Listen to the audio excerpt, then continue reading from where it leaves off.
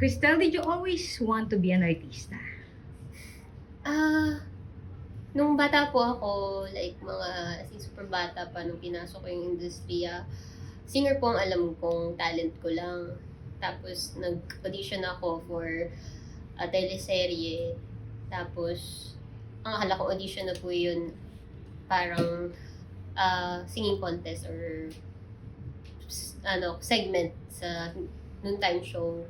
Tapos yung pala acting pala siya. Tapos pina-acting ako, binigyan ako ng scenario. Hindi ko rin po alam kung paano na ako naka-act noong time na yon. Pero doon ko lang po din na-discover na, ay, kaya ko pala umarte. Tapos simula po noon, ay, nagtuloy-tuloy na po yung acting career ko. And na-learn ko na rin po to love acting.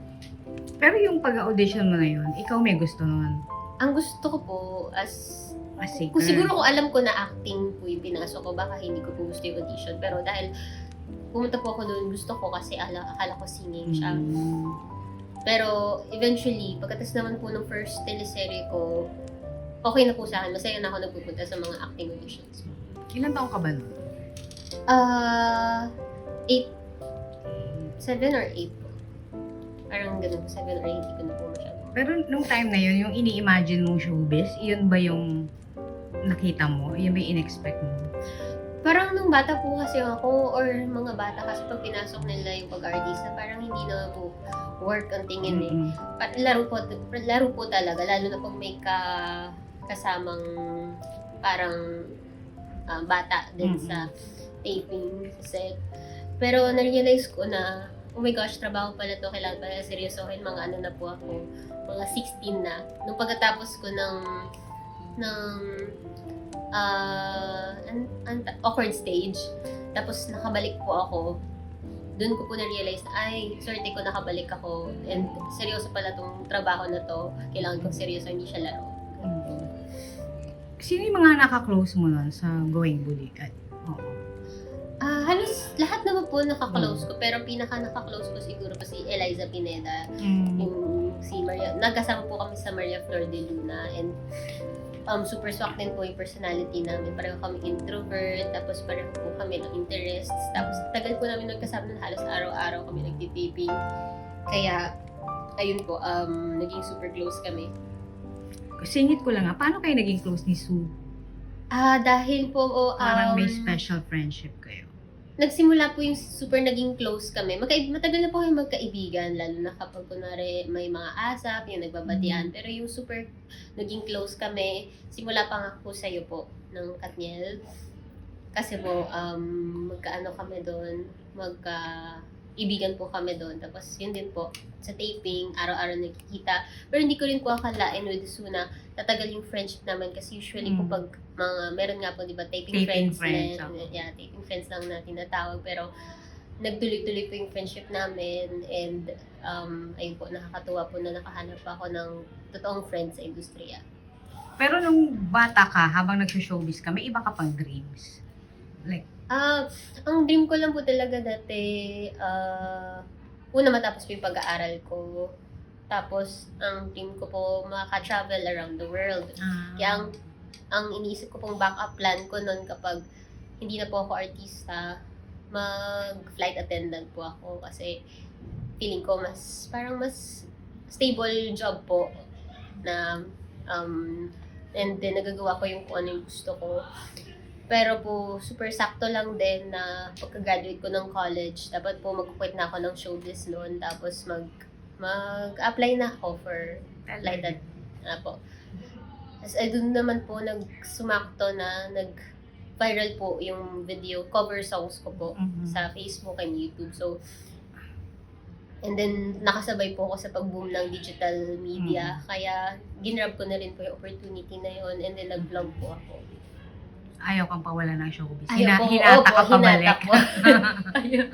At saka ano po, tinitingnan ko din po na talaga rin sa akin yun po ang plano sa akin ni God na klase ng path. Kasi sa totoo lang, wala po akong pinagsisisihan kasi sa totoo lang po parang ang gusto ko lang naman dati ma-travel yung buong mundo, pero kahit sa trabaho ko po ngayon, nagagawa ko siya, kaya wala po akong parang regrets.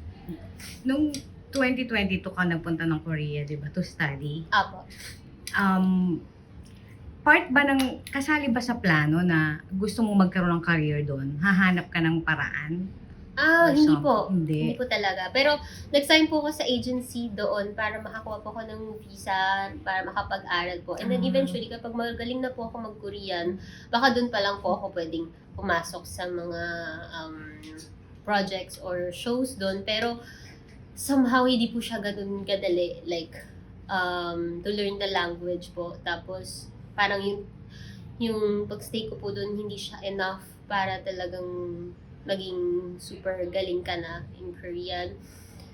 Tapos po, pero may at the same time po kasi marami pa rin po akong ginagawa habang nasa Korea ako. Nagpa-vlog po ako. Ako nag-edit po ng mga videos ko, which is nagtitake po talaga ng mahabang oras, ng maraming araw. Kaya, marami po, makakount ko po yun na parang talagang mga ginagawa ko, pinagkakabisihan ko sa Korea. Plus, dumating na din po sa point na may mga nagkakaroon na po ng mga brand collaborations, ambassadorship.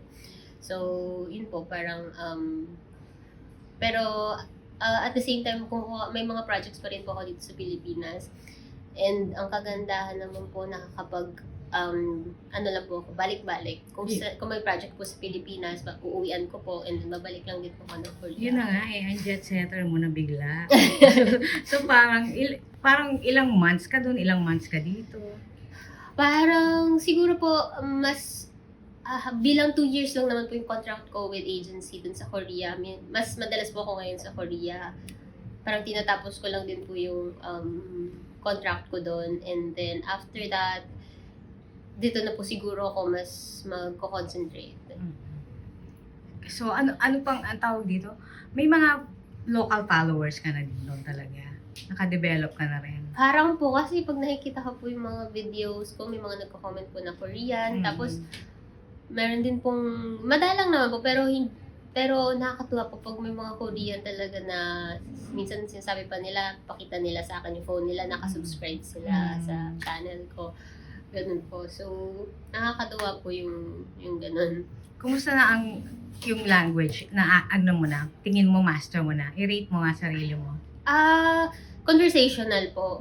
Nasa 7 na po. Oh. Pero, siguro po pag halong trabaho, halong kaba, halong mahirap na po. Pero yung conversational, and then, meron din po kasi mga terms na mga slang, and ano po, tapos mga, meron din po silang, yung iba mga dialect po. Parang kagaya po sa Cebu, iba yung language nila.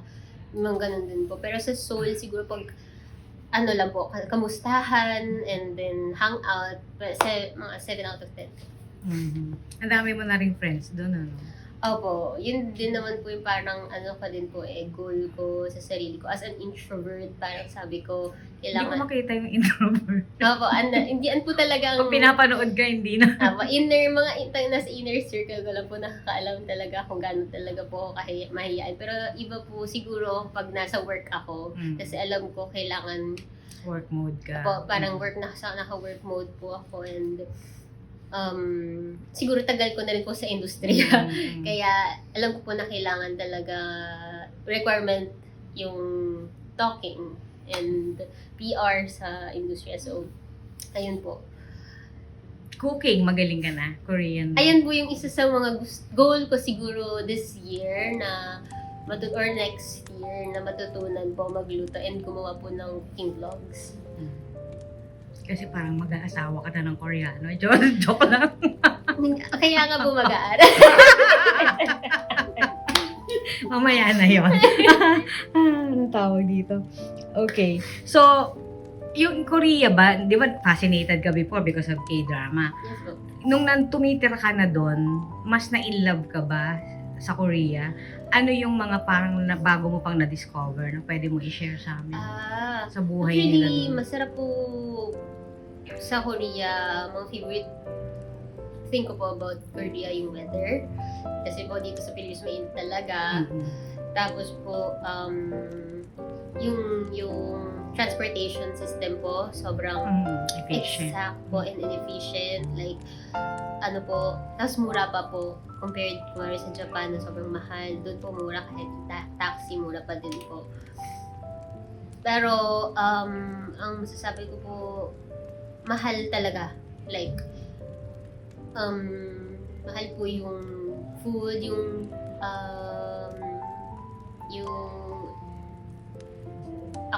yung bahay, ang mahal po ng bahay talaga sa Korea. Tapos, mas ano po sila, seryoso sa buhay.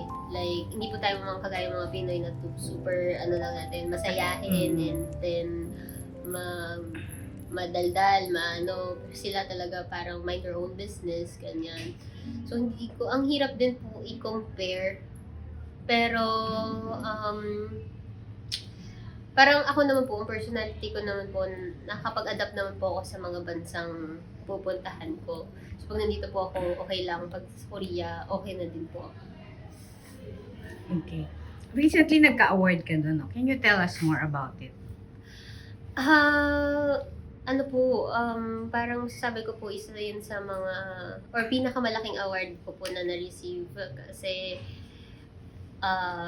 una-una, sa ibang bansa pa po, South Korea, tapos ang taas po ng standards ng mga Korean pagdating sa entertainment and content creating. So, yung pagkaka-recognize po sa akin is malaking honor po. Tapos, plus, nakakatuwa po na nakaka-proud din po na na-represent ko yung Philippines sa event po na yon, kasi hindi ko rin po in-expect na ganun pala kalaki yung event na yon, na ang dami ko pong nakitang mga sikat na artista. Parang ikaw lang ba Pinoy? Ako lang po yung Pilipino. Grabe. Tapos, ayun po, na-starstruck nga po ako sa iba kasi ang alam ko yung awards po, awarding night po na yun para lang sa mga content creator. Yun pala, may iba pang mga category na pang artista. So, yun po. Ang marunong ka na kasi grabe, nanonood ako ng K-drama, pero pag pinagsama-sama mo sila, hindi ko sila madidistinguish. Parang magkakamukha po. Parang Amerikano. Nasanay na po. Nasanay ka na. Nasanay na po kasi itsura nila. Ang medyo confusing po sa akin, names. Kasi ang dami pong magkakahawig ng pangalan doon. Tapos, 3 syllables lang po. Kaya parang nakakalito. Tsaka mahina po talaga ako sa mga pangalan. Yun po talaga yun. Okay. Pupunta na ako dun sa ano. Okay, yung never enough, tama ba? Never close enough. Siyempre, hindi mo na kinakanta ngayon yun. Yung lyrics doon, kailangan hindi na natin i-promote yung pinopromote mo. Definitely, pinopromote mo. Yes. Pero hindi na yun ang state of your heart. Opo, kasi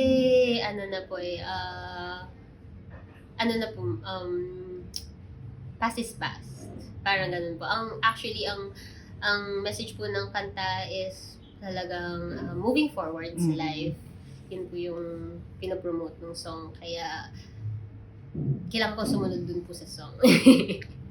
Hindi, may part dun na parang you want him back or something. Parang ngayon, hindi na ganun siya. Kasi po, yung sinulat po yun June pa po. So, ang tagal na din po. Ang sinulat po yun June, pero ang sabi ko sa sarili ko, gusto ko siya i-release sa birthday ko, which is December po. Kasi sobrang special po sa akin and gusto ko maging birthday gift siya.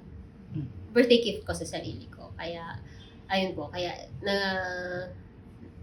medyo late po yung pag-launch ko. Pero, yun po yung pinaka-dahilan. Gusto ko po. Ibig sabihin, kailangan ng masundan ng bagong single. Opo. Compose na uli. Close end, no?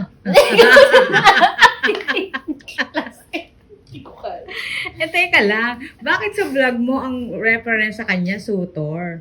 Sutor pa lang ba? Kasi po, hindi pa po kasi talaga pumaklaim na talaga. Kahit gusto ko na po talaga ipagsigawan. Kasi gusto ko naman po siya. Sabi ko rin naman po sa vlog ko na gusto ko naman siya. Pero hindi po kaya ng konsensya ko na gumawa ng something na against my heart na hindi pa talaga siya, kasi, medyo, hindi ko po siya sa vlog ko na inexplain masyado kasi baka marami pong hindi makaintindi and medyo sensitive po pag pinag-usapan natin yung religion. So, hindi ko po siya talagang matawag as boyfriend and maging official kasi hindi pa naman po talaga kasi wala pa po siyang basbas ni God. Parang ganun po. On process pa po yung pagko-convert niya sa religion po namin, sa church namin, and it will take months po bago talaga matapos. So, yun po yung hinihintay ko and sana mahintay din ng mga tao. Kasi parang, ano na sila parang Inip na. Inip na sila. O, mas inip ako! Pero may airport si Guy, diba? Opo, imagine yung paano lang po siya yung pag-decide niya to join my church.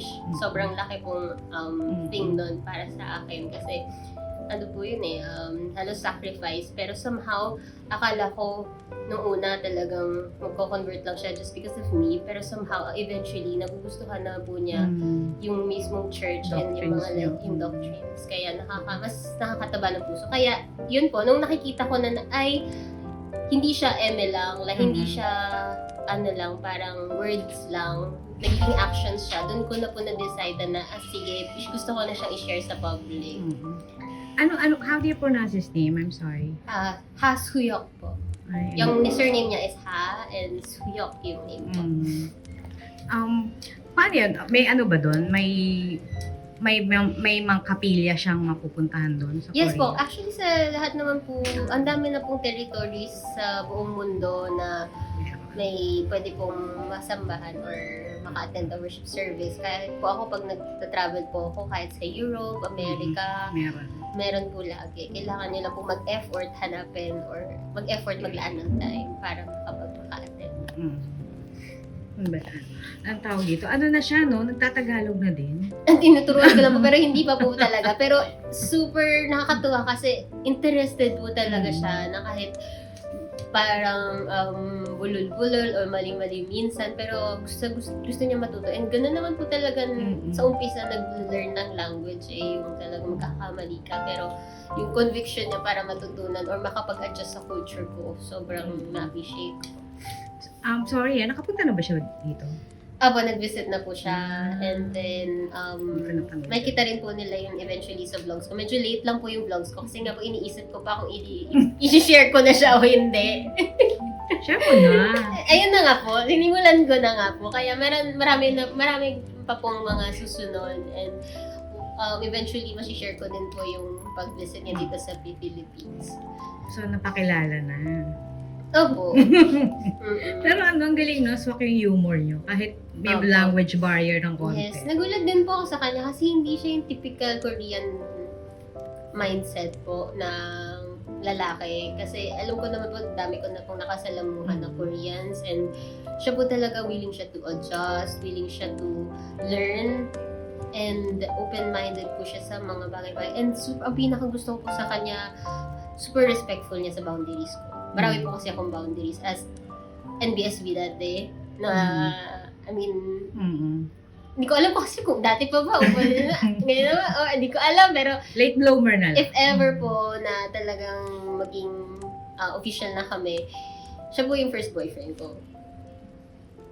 Okay. Okay. So yung isa pala hindi umabot. Sino po yun?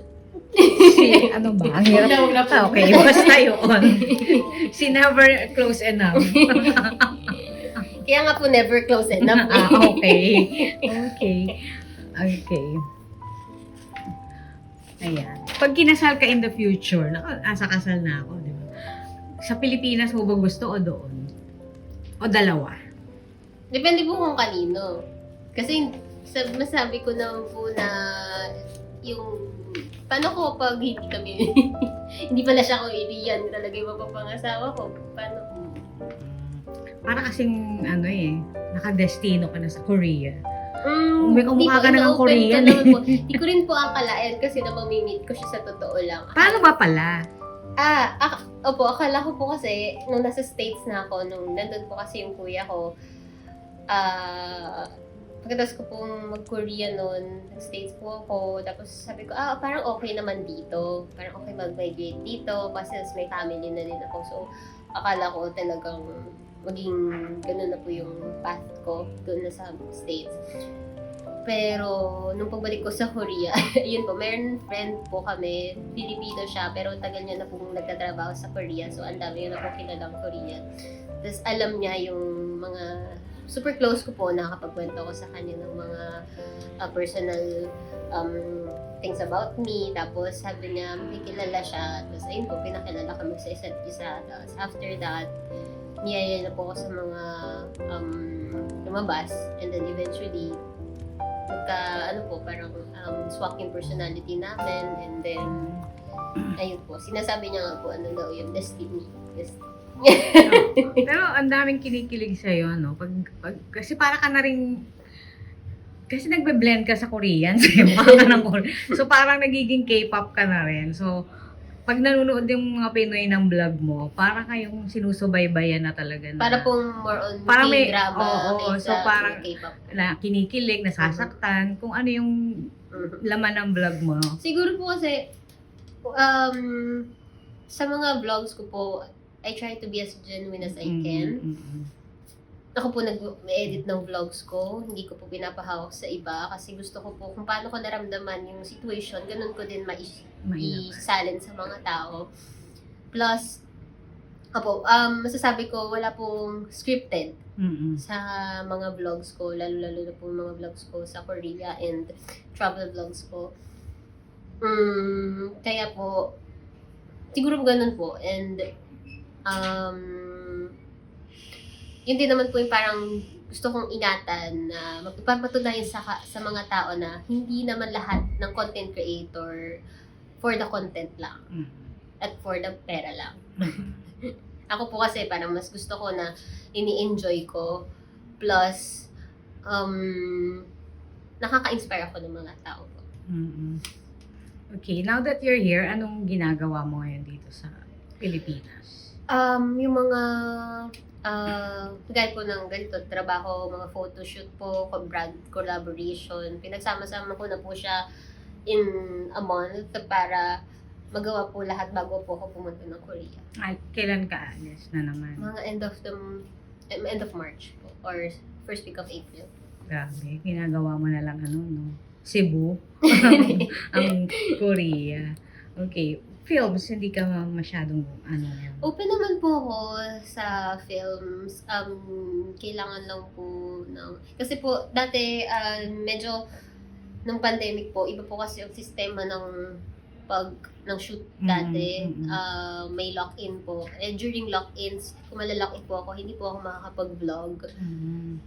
And malilimit po ako masyado sa time. Pero dati po yun, kaya hindi po, kailangan kong mamili dati po. So, pinili ko po yung content creating kasi feeling ko po mas na-enjoy ko siya. Pero ngayon po, wala naman po akong problema kung magkakaroon ng opportunity for movies or teleserye. Basta okay po sa akin yung role. Pero nagkaroon ka ng sariling dito sa content creation no? Opo, kasi siguro po kasabay ko din nag-boom po yung digital media. Kaya sobrang swerte ko din po talaga na in time lang po lahat ng mga pinasok ko po. And ayun po, nakakamiss din po yung acting somehow. Pero ako naman po, basta may ginagawa, may trabaho, contented naman po ako. Okay. More power to you Thank you and nice meeting you. Nice meeting you. Thank you.